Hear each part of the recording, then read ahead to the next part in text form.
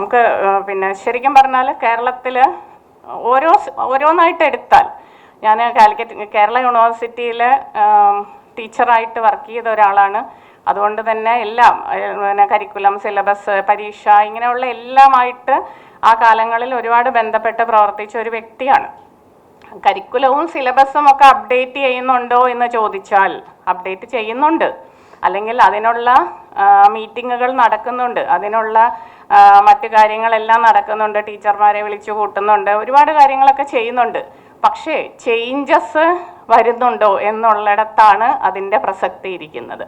പലപ്പോഴും curriculum revision എന്ന് പറയുമ്പം നേരത്തെ ഉണ്ടായിരുന്നതിനെ അങ്ങോട്ടും ഇങ്ങോട്ടും ഒക്കെ എടുത്തിടുക. സിലബസ് എന്ന് പറയുമ്പം അതേപോലെ തന്നെയാണ്, എല്ലാം ആ രീതിയിൽ. എന്നാൽ അതിൻ്റെ കണ്ടന്റിൻ്റെ ഭാഗത്തോ അല്ലെങ്കിൽ ഇവാലുവേഷൻ്റെ ഭാഗത്തോ അതല്ലെങ്കിൽ മെത്തഡോളജിയുടെ ഭാഗത്തോ കാതലായ എന്തെങ്കിലും മാറ്റം ഇത്രയും വർഷങ്ങൾക്കിടയിൽ വന്നിട്ടുണ്ടോ എന്നുള്ള കാര്യം വളരെ സംശയമാണ്.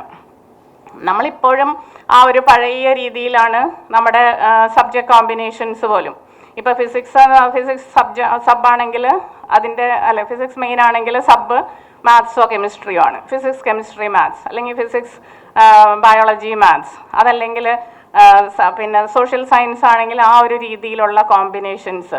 മറ്റ് സംസ്ഥാനങ്ങൾ ഈ കാര്യങ്ങളിലൊക്കെ ഒരുപാട് മുന്നോട്ട് പോയി. പല ഡിഫറെൻറ്റ് കോമ്പിനേഷൻസ് ഉള്ള ഒരുപാട് പ്രൈവറ്റ് യൂണിവേഴ്സിറ്റീസ് പുറത്തുണ്ട്. ഞാൻ കാസർഗോഡ് ഒരു ജ്ഞാനോത്സവത്തിൽ പങ്കെടുക്കുകയുണ്ടായി. അന്ന് ഒരുപാട് VC-മാരുടെ പ്രസംഗങ്ങൾ കേൾക്കാനിടയായി. അപ്പോൾ ഓരോ യൂണിവേഴ്സിറ്റീസും നടത്തുന്ന വെറൈറ്റി പ്രോഗ്രാംസ് കേൾക്കുമ്പോൾ നമുക്ക് കൊതി തോന്നും. കാരണം ഒരാൾ പിന്നെ മാത്സ് പഠിക്കുന്നതിൻ്റെ കൂടെ അവർക്ക് ഇപ്പം ജേർണലിസം ആണ് പഠിക്കാൻ താല്പര്യമെങ്കിൽ അതിനുള്ളൊരു ഓപ്ഷൻ കൊടുക്കാൻ നമ്മൾ ബാധ്യസ്ഥരല്ലേ ശരിക്കും പറഞ്ഞാൽ.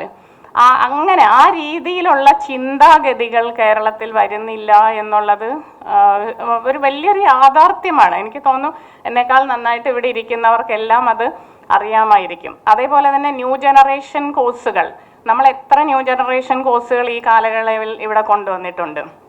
വളരെ വളരെ കുറവാണ്. ഇപ്പം AI വന്നു എന്ന് പറഞ്ഞാൽ AI എന്ന് പറഞ്ഞ ഒരു സബ്ജക്റ്റ് ചിലപ്പോൾ ഇടുമായിരിക്കും. പക്ഷെ അതിൻ്റെ അലൈഡ് സബ്ജക്ട്സ് ഒരുപാടുണ്ട്, അതുമായിട്ട് ചേർന്ന് പോകുന്ന പല കാര്യങ്ങളുണ്ട്. അങ്ങനെയുള്ള കാര്യങ്ങളിൽ ഒന്നും തന്നെ നമ്മളൊരു ഇനീഷ്യേറ്റീവ് എടുക്കുന്നില്ല. നമുക്ക് ഏറ്റവും ഇഷ്ടം ഒന്നും മാറണ്ട, പഴയതുപോലെ പോയാൽ അധ്യാപകർക്ക് സൗകര്യം, വിദ്യാർത്ഥികൾക്ക് സൗകര്യം. കാരണം പഠിക്കുന്നതോ പഠിപ്പിക്കുന്നതോ അല്ല കലാലയങ്ങളിൽ ഇപ്പോൾ പ്രാധാന്യമുള്ള സംഗതി എന്നതിലേക്ക്, ഇപ്പം നമ്മുടെ സ്വാഗത പ്രസംഗകൻ പറഞ്ഞതുപോലെ ആ ഒരു രീതിയിലേക്ക് നമ്മൾ മാറിക്കൊണ്ടിരിക്കുകയാണ്.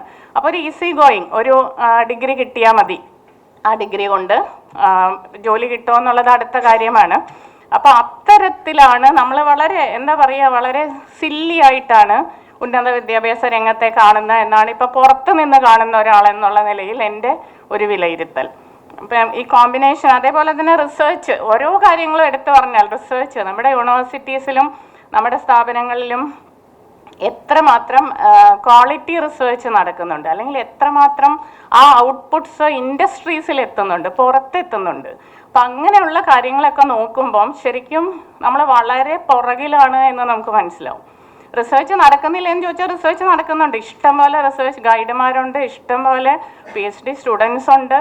അപ്പം അത്തരത്തിലുള്ള ഇതെല്ലാം ആ ഒരു കൺവെൻഷണൽ രീതിയിൽ ഇങ്ങനെ മുന്നോട്ട് പോവുക എന്നല്ലാതെ ഇതിനെ എങ്ങനെ നമുക്ക് സമൂഹത്തിന് ഉപയോഗപ്രദമാക്കാം, എങ്ങനെ നമ്മുടെ കുട്ടികളെ കുറച്ചും കൂടെ ആ ഒരു സമൂഹത്തിനോട് ചേർന്ന് നിൽക്കുന്നവരായിട്ടും സമൂഹത്തിന് ഉപകാരമുള്ളവരായിട്ടും വളർത്തിയെടുക്കാം, അത്തരത്തിലുള്ള ചിന്തകളൊന്നും തന്നെ ഇവിടെ വരുന്നില്ല എന്നുള്ളതാണ്. പിന്നെ ഇപ്പം NEP 2020 ശരിക്കും പറഞ്ഞാൽ ചർച്ചകൾ തുടങ്ങിയിട്ട് ഒരുപാട് കാലമായി. ഡ്രാഫ്റ്റ് വന്നു, അത് കഴിഞ്ഞിട്ട് അതിൻ്റെ ഫൈനൽ വേർഷൻ വന്നു. പക്ഷേ ഇന്നും നമ്മൾ NEP 2020 പ്രസക്തമായ ഭാഗങ്ങൾ എന്തെങ്കിലും നമ്മുടെ ഇവിടുത്തെ അധ്യാപക സമൂഹമോ വിദ്യാർത്ഥി സമൂഹമോ കേട്ടിട്ടുണ്ടോ, കണ്ടിട്ടുണ്ടോ, ചർച്ച ചെയ്തിട്ടുണ്ടോ എന്നുള്ളത് സംശയമാണ്. കഴിഞ്ഞ ദിവസം ഞാനൊരു ഹോസ്പിറ്റലിൽ പോയപ്പം ഒരു 20 വർഷത്തോളം സർവീസുള്ള ഒരു ടീച്ചറിനെ കണ്ടു. അപ്പോൾ ആ ടീച്ചർ എന്നോട് പറയാം, ടീച്ചറൊക്കെ നല്ല സമയത്താണ് കേട്ടോ റിട്ടയർ ചെയ്തത്, ഇപ്പോൾ ഇതാ NEP ഇങ്ങനെയുള്ള എന്തൊക്കെയോ വരുന്നുണ്ട്, എന്നിട്ട് മൾട്ടിപ്പിൾ എൻട്രി മൾട്ടിപ്പിൾ എക്സിറ്റ് എന്നൊക്കെ പറയുന്നു. ഇതൊക്കെ എന്താവുമോ എന്തോ.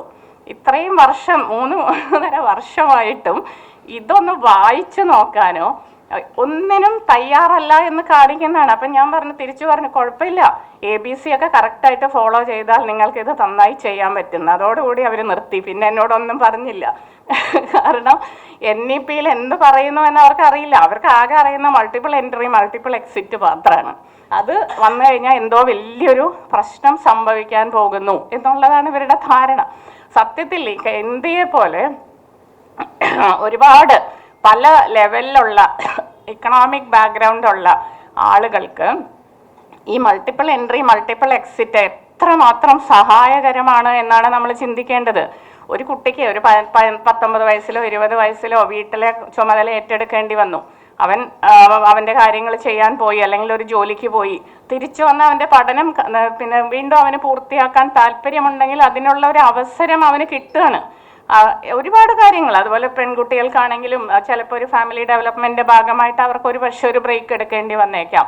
അപ്പോൾ അങ്ങനെ ആകുമ്പോൾ അവർക്ക് തിരിച്ചു വന്നിട്ട് അവരുടെ പഠനം കംപ്ലീറ്റ് ചെയ്യാൻ പറ്റുവാണ്. അവരുടെ ആ അക്കാഡമിക് ബാങ്ക് ഓഫ് ക്രെഡിറ്റ്സിൽ അവരുടെ ക്രെഡിറ്റ് കിടക്കുവാണ്. അപ്പോൾ അത് അവർക്ക് കണ്ടിന്യൂ ചെയ്യാൻ പറ്റും, എന്നിട്ട് അവർക്കത് കംപ്ലീറ്റ് ചെയ്യാൻ പറ്റും. ഇങ്ങനെ ഇത്തരത്തിലുള്ള ഒരു വളരെ നല്ലതായിട്ടുള്ള ഒരു ആശയത്തെ എങ്ങനെയാണ് ഇത്ര മോശമായിട്ട് അവതരിപ്പിക്കാൻ പറ്റുക എന്നുള്ളത് വളരെ സങ്കടം തോന്നി സത്യം പറഞ്ഞാൽ കേട്ടപ്പം.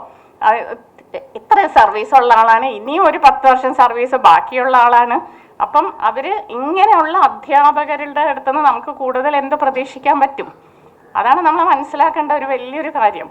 അതേപോലെ തന്നെ NEPയിൽ ശരിക്കും പറഞ്ഞാൽ ഇൻക്ലൂസീവ് എഡ്യൂക്കേഷനെ കുറിച്ച് ഒരുപാട് പറയുന്നുണ്ട് NEP.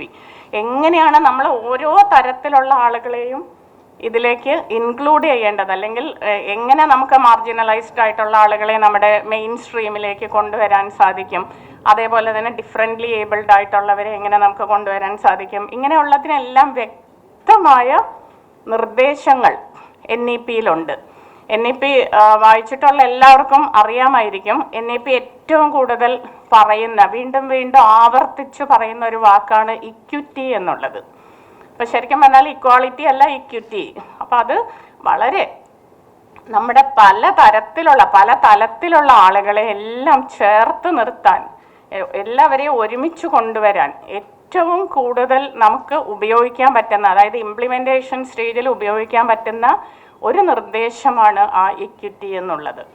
ഓരോ സ്റ്റേജിലും വൊക്കേഷണൽ എഡ്യൂക്കേഷനിൽ പറയുന്നുണ്ട്, അതേപോലെ അഡൽട്ട് ആൻഡ് ലൈഫ് ലോങ് ലേണിങ്ങിൽ കൃത്യമായിട്ട് പറയുന്നുണ്ട്. ലിറ്ററസി ആൻഡ് ന്യൂമറസി അല്ല ശരിക്കും പറഞ്ഞാൽ അഡൽട്ട് എഡ്യൂക്കേഷൻ കൊണ്ട് ഉദ്ദേശിക്കുന്നത്. വൊക്കേഷണലൈസേഷൻ, സ്കില്ല്, ഇങ്ങനെയുള്ള ഇതിനെല്ലാം പുറമെ ദേശസ്നേഹം എന്നൊരു വാക്കുകൂടെ ഉണ്ട്. കാരണം അത് മനുഷ്യന് വളരെ ആവശ്യമാണ്. നമ്മൾ ഇന്ന് വളരെ സന്തോഷമായിട്ട് രാവിലെ എഴുന്നേറ്റ് കുളിച്ച് കാപ്പി കുടിച്ച് ഇങ്ങനെ വന്ന് പരിപാടിയൊക്കെ നടത്തുന്നുണ്ടെങ്കിൽ നമ്മുടെ രാജ്യം ഇത്തരത്തിൽ ഒരു വളരെയേറെ സേഫ് ആൻഡ് സെക്യൂർ ആയിട്ടുള്ള ഒരു രാജ്യത്തിരിക്കുന്നത് കൊണ്ടാണ്. അത് ആലോചിച്ചാൽ മനസ്സിലാക്കാവുന്ന വളരെ സിമ്പിളായിട്ടുള്ള ഒരു കാര്യമാണ്. അപ്പം അതുകൊണ്ട് തന്നെ ആ ഒരു ദേശസ്നേഹം എന്നുള്ളത് ഒരിക്കലും അതിനെ മോശമായിട്ടല്ല കാണേണ്ടത്, നല്ലതായിട്ടാണ് കാണേണ്ടത്. നമ്മുടെ വീടിനെയും കുടുംബത്തെയും നമ്മൾ സ്നേഹിക്കുന്നത് പോലെ തന്നെ നമ്മൾ ദേശത്തെ സ്നേഹിക്കണം. ആ ഒരു ആറ്റിറ്റ്യൂഡ് നമ്മുടെ കുട്ടികളിൽ ഉണ്ടാക്കിയെടുക്കാനും നമുക്ക് സാധിക്കണം എന്നുള്ളതാണ്. അത്തരത്തിലുള്ള യാതൊരു മൂവ്മെൻറ്റ്സും ശരിക്കും പറഞ്ഞാൽ നമ്മുടെ വിദ്യാഭ്യാസത്തിൽ ഇപ്പോൾ ഇല്ല എന്നുള്ളതാണ്. തിരിച്ചാണ് നമ്മളെല്ലാം പറഞ്ഞു കൊടുക്കുന്നത്. പക്ഷെ അങ്ങനെയല്ല. നമ്മുടെ ചരിത്രം എന്തായിരുന്നു, നമ്മുടെ പൈതൃകം എന്തായിരുന്നു, അതിനെ നമ്മൾ എങ്ങനെയൊക്കെയാണ് പ്രൊട്ടക്റ്റ് ചെയ്യേണ്ടത്, അതിനെ നമുക്ക് എങ്ങനെ നമ്മുടെ പുരോഗതിയിൽ ഉപയോഗപ്പെടുത്താം, ഇങ്ങനെയുള്ള കാര്യങ്ങളെല്ലാമാണ് നമ്മൾ ശരിക്കും പറഞ്ഞാൽ വിദ്യാഭ്യാസത്തിൽ ഉൾക്കൊള്ളിക്കേണ്ടത്. ഇപ്പോൾ ഇവിടെ ചായ കുടിച്ചുകൊണ്ട് നിന്നപ്പോൾ ഞാനൊരു സ്ത്രീധന വിരുദ്ധ ഒരു പ്രോഗ്രാമിൻ്റെ പോസ്റ്റർ കണ്ടു. എത്രയോ വർഷങ്ങളുടെ വിദ്യാഭ്യാസം എല്ലാം കഴിഞ്ഞതിന് ശേഷം വീണ്ടും നമ്മൾ ഈ മനുഷ്യരെ സ്ത്രീധന വിരുദ്ധതയെക്കുറിച്ചൊക്കെ പഠിപ്പിക്കണമെങ്കിൽ നമ്മുടെ വിദ്യാഭ്യാസം പിന്നെ എന്തിനാണ്? അല്ലേ? ഇതെല്ലാം വിദ്യാഭ്യാസത്തിൽ തന്നെ ഉൾക്കൊള്ളേണ്ട കാര്യങ്ങളാണ്. അപ്പോൾ അതൊക്കെ അവിടെ നിന്നപ്പോൾ ഇങ്ങനെ ഞാൻ ആലോചിക്കുമായിരുന്നു, എത്രയോ വർഷങ്ങൾ വിദ്യാഭ്യാസം കഴിഞ്ഞു, ഡിഗ്രി എടുത്തു, വലിയ ആളുകളായി, അല്ലെങ്കിൽ ഡോക്ടറായി, PG പഠിച്ചു, ഇതെല്ലാം കഴിഞ്ഞിട്ടും സ്ത്രീധനം അല്ലെങ്കിൽ സ്ത്രീയാണ് ധനം എന്നുള്ളത് നമ്മൾ ഓർമ്മിപ്പിക്കേണ്ടി വരുവാണ്. അപ്പം ഞാൻ കൂടുതൽ ദീർഘിപ്പിക്കുന്നില്ല, കാരണം ഒരുപാട് പേരിവിടെ സംസാരിക്കാനുണ്ട്. അപ്പം നമ്മുടെ കുട്ടികൾ പുറം രാജ്യങ്ങളിലേക്കും മറ്റ് സംസ്ഥാനങ്ങളിലേക്കും പോകാതിരിക്കാൻ NEP നടപ്പിലാക്കേണ്ടതിൻ്റെ ആവശ്യകത ഞാൻ പറയാതെ എല്ലാവർക്കും അറിയാം. അപ്പോൾ അതിനുള്ള ചർച്ചകൾ സർവീസിലിരിക്കുന്ന അധ്യാപകരും അതേപോലെ തന്നെ പുറത്ത് നിൽക്കുന്നവരും ഉടനെ തുടങ്ങേണ്ടത് വളരെ അത്യാവശ്യമാണ്.